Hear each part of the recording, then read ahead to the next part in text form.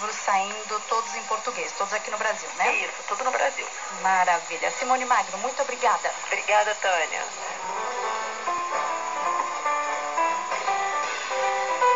Bom, e falávamos com o Cláudio Weber Abramo, da Transparência Brasil, sobre a prática de compra de votos. O nosso ouvinte, o Daniel, diz o seguinte: penso que poderia haver o voto facultativo, mais democrático, para melhorar o nível de satisfação eleitoral. E apenas um mandato. É o Daniel de Goiânia.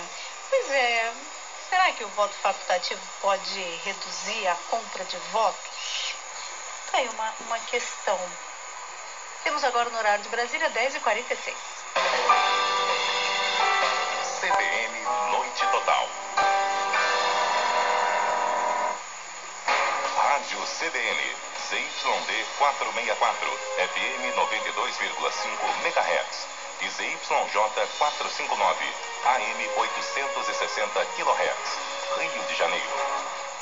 Se você busca atendimento médico de excelência, venha para o Assim Saúde.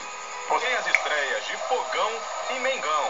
A partir das 4 da tarde, direto de São Januário, Botafogo e Boa Vista. Evaldo José, Álvaro Oliveira Filho e Lisandro Violante conferem de perto o novo time alvinegro. Mais tarde, às 7h30, é hora da estreia do atual campeão carioca. O Flamengo vai até Macaé jogar contra o time da casa. Transmissão CBN de Leandro Lacerda, Francisco Aiello e Paulo Fonseca. Depois do apito, Antônio Carlos Duarte da